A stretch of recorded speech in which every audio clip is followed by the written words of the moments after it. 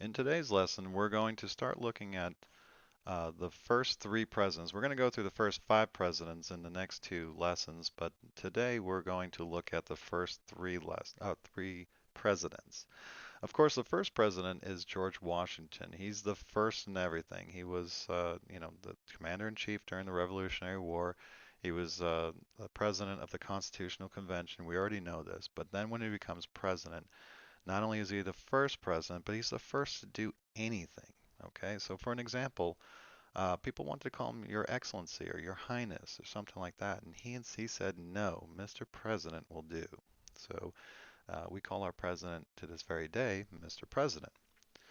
But the three things that you really do need to remember about him is that he picks the first judges to the new federal court system. There are no judges in the courts, and there's no justices in the Supreme Court. Supreme Court is empty. There's nobody there. So he has to fill these positions, and the way that he does so is going to be looked at and modeled. And he knows this. He knows that this is an awesome responsibility to be the first and to set the tone and the example for the country. He also presides over the addition of the Bill of Rights to the Constitution. He's the first president. This is when it happens. This makes people like George Mason and Patrick Henry feel a lot better about the Constitution because they wanted this Bill of Rights, this document of individual rights in our government, and he sees it through so it can be added to the Constitution. And then finally, he oversees the development of the new capital. Remember, we were either in New York or Philadelphia, but there was no capital city, and they decided Washington, District of Columbia, would be our capital, and that's where the government would go to. Finally, Benjamin Banneker is a name that we should know. He is associated with this project to build a new capital city, and he is an African American astronomer and surveyor who helps map out the new capital in what is now Washington, D.C. Okay, president number two is John Adams, who was the vice president under George Washington, and he has a very tough presidency. He has Thomas Jefferson as his vice president, and even though they were really good friends before and after this time period, they did not get along very well. They did not see eye to eye. Thomas Jefferson was very close to France. John Adams, even though he probably lent a little bit more to Great Britain as far as trade and relations are concerned, tried to balance between France and Britain, and it was not easy.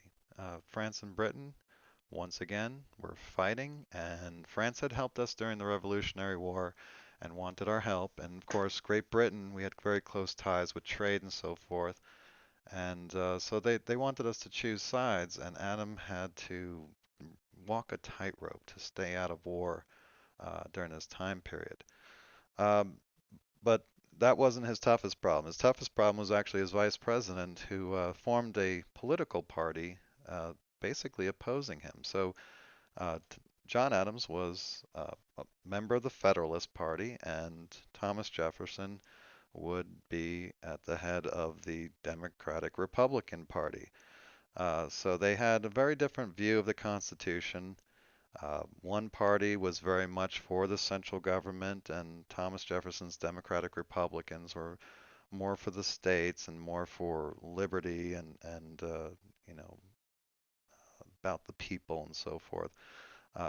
Whereas John Adams felt, we need a strong central government to protect ourselves and so forth. Both very valid points of view, but they were at the time very opposed to each other. So Thomas Jefferson did not make it very easy for John Adams, and John Adams actually loses his reelection to Thomas Jefferson, and Thomas Jefferson becomes our third president. Okay. So the two-party system starts under John Adams, and Thomas Jefferson now takes over, and he's really known. We're going to remember him for the Louisiana Purchase. The Louisiana Purchase, and then he sends two famous Americans, Meriwether Lewis and William Clark. You probably remember him as Lewis and Clark, to go and check out this territory. Now let me jump ahead here to chapter 7, and you can see right here the red area is Louisiana Purchase. It effectively doubles the size of America. Here's what America was at that point right before they got Louisiana Purchase. And then we really didn't know what we had, so they sent Lewis and Clark, and we can see, I don't know how well you can see it, but they start here in St. Louis and go all the way to the Pacific to find out what the heck is out there. What did we just buy? So those are the two big things that we need to remember about Thomas Jefferson. And one last thing about it, uh, his close ties to France probably helped in this purchase because we did purchase it from France. Thanks for watching. See you next time.